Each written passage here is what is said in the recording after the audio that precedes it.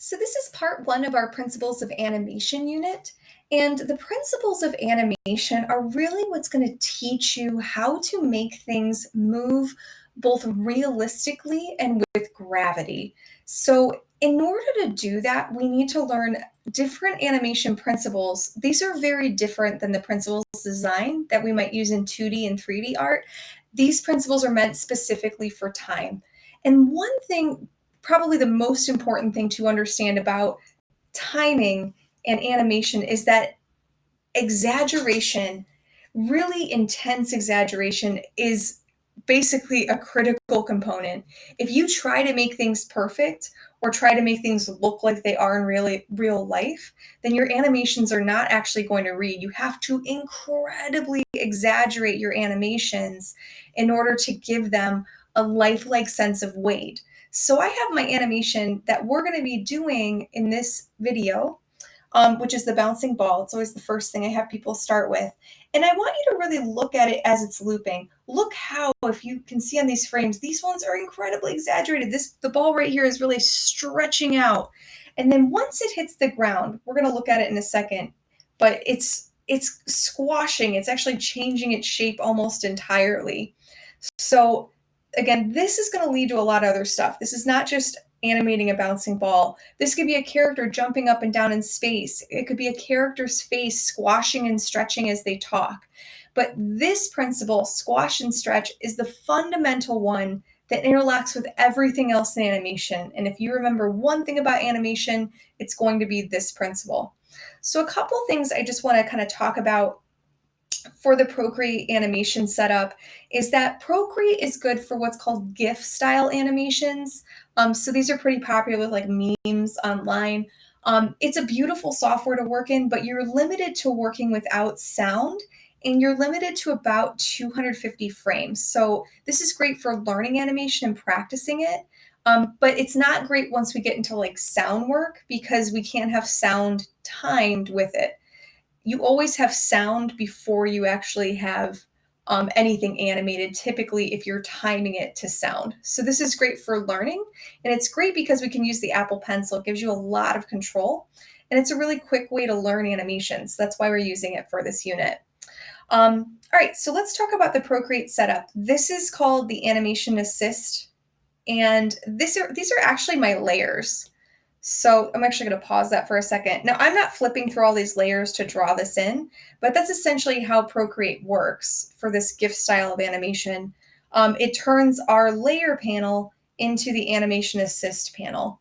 So a couple things that I just want you to kind of see in this is that I have a concept called onion skinning. So onion skinning means I can see my layers either before, after, or both when I'm animating. This helps me line things up and make sure that I'm kind of putting things where I want them to go, and then I'm getting a nice sense of flow. The other thing I want you to notice is when I'm drawing this bouncing ball is that everything's based on curves. Animated objects love to be on curves because that's how our body moves, it's how our joints move. If you're animating characters, almost every single thing you do is going to be based on a curve. So this is actually a guide, and this is layer one in my animation. I typically use bright red, or I will use a kind of bright cool blue, something that stands out a lot from the screen. It's easy to see black inking outlines, but it also makes the guidelines stand out just enough. Okay, so again, red or blue, I mean, you can use other colors, but those colors are really great to both see the outlines and to see your background color. The other thing I want you to notice is that in this guideline, the guideline will help me place where I want my object to go. So I kind of plan out the movement beforehand. But on the guideline, I have timing marks. So these little hatching marks help me plan out where my frames are going to go. So you can see up here when the ball is it's going to bounce and then it's going to come up pretty quickly. My marks are farther apart here to represent this is a fast movement. So the more far apart these marks are, the faster your movement will be. But if I want something to hold, and I do want this to hold here for a couple reasons, this is going to have gravity. So I want it to bounce up, hold for a second. Gravity is going to take it, bounce up, hold for a second. The farther apart things are, the faster it will be. The closer your frames are, the slower it'll be.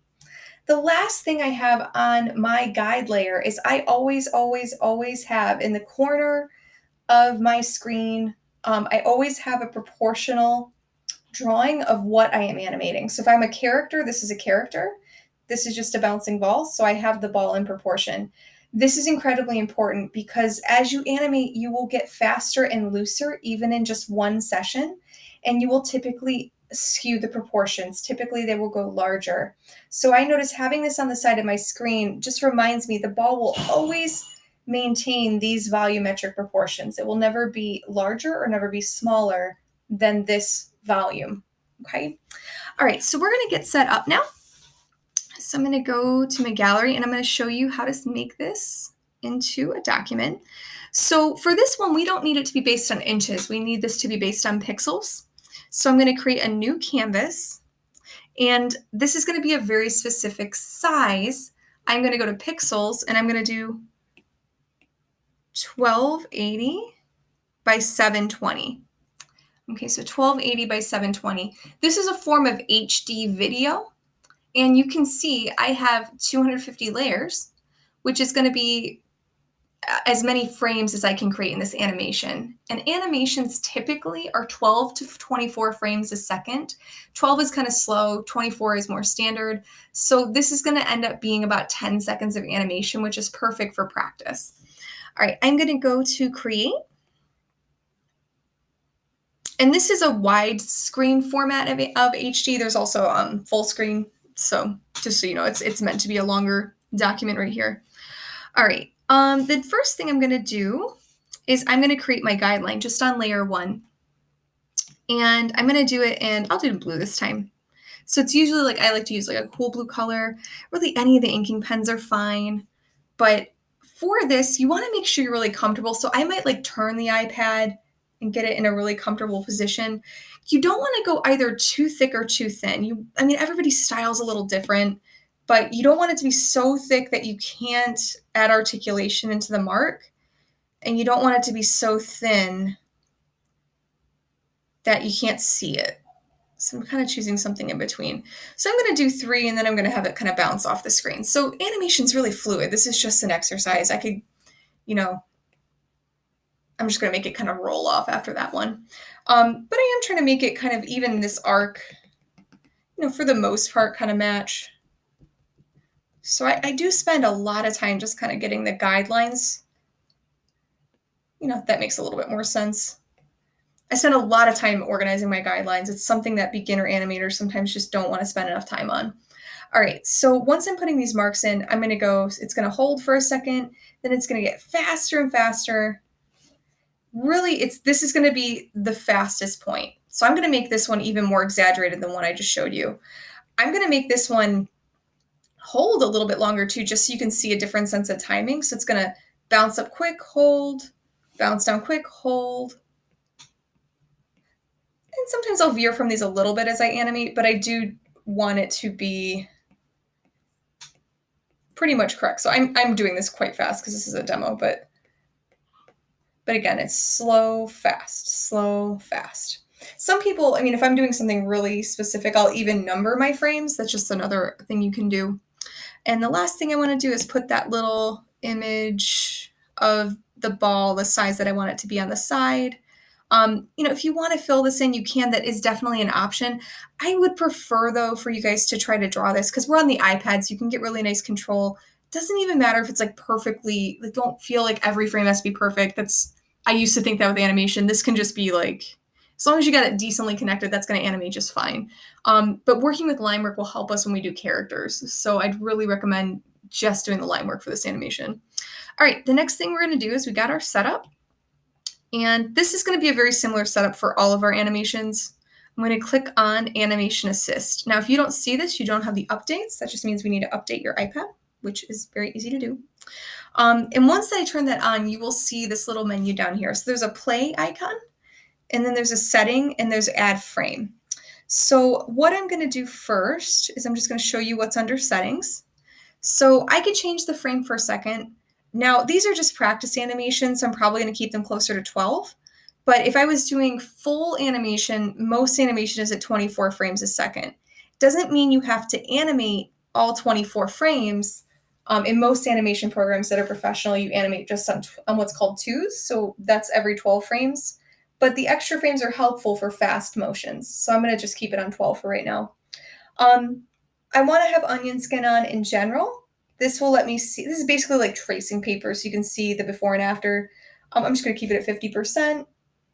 And I think that's it. I do like to keep it on loop because it lets me analyze if something's not quite working. All right.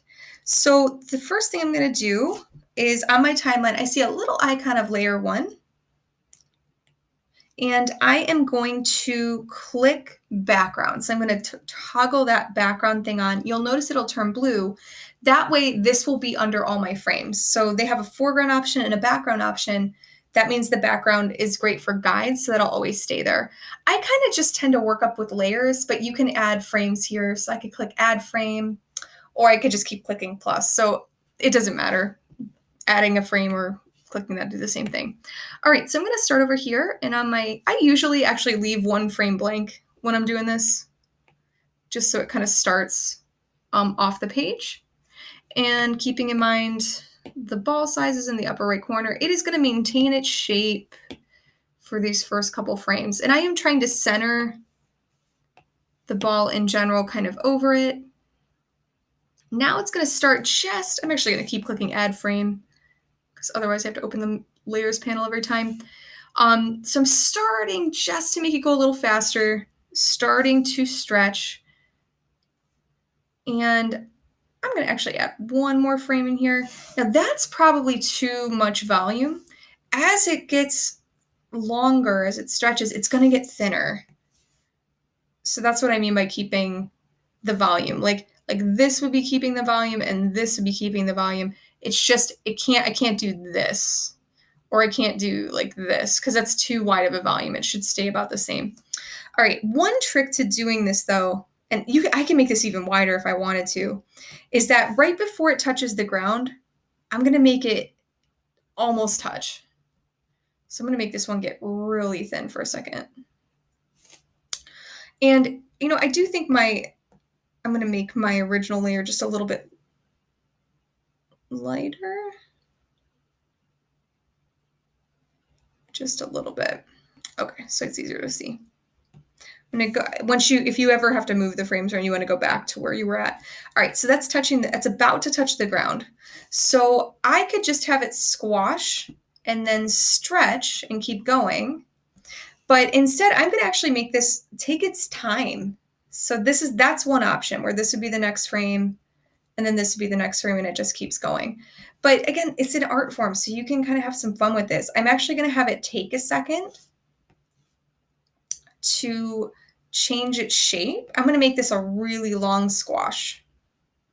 I'm going to really squash it out like a pancake. And now I'm going to make it regain its shape, and I'm sticking it. If you stick it to the ground, I use sticks all the time in animation to add an exaggeration. It'll just make it look like it's popping more off the ground. So now I'm going to take it off the ground and get back on again, following my guidelines. As it kind of gets closer, I'm making this a very rubbery sort of ball. If it was metal, it would not squash as much. I'm trying to follow my guides as much as I can, but I want you guys to see, like, animation doesn't mean you have to spend time on every frame because you're not going to see these pictures. You're going to see what the pictures together create. So perfectionism has really no place in animation. In later stages, you can clean up frames, but you got to get the movement right first. All right, it's coming down again, so I'm going to make it just almost touch the ground or touch the ground, and then I'm going to just take 2 frames. So I was stretching it, and I'm going to squash it. Again, sticking it to the ground, and now it's going to lift up. Because it's interacting less in space. It's not falling as much now. I'm having it regain its shape faster. So it's not squashing as much and it's not stretching as much. So this one's going to maybe not stretch quite as far. Maybe I'll just do a little bit less squash, not too much, but just a little bit.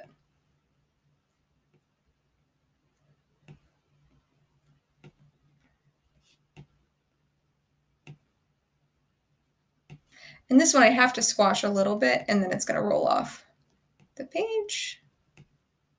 And I'm gonna add one more frame just so it'll loop. All right, so one thing you can do is you can scrub your animation if you go like this. If you want to like look at it slow, like I will go back and forth and analyze the movement. If something vibrates, and you have to be honest with yourself, if it vibrates in a weird way, that means you did not time it well enough. If it seems to move without any sort of weird eye sort of vibrations, that usually means the movement is working okay.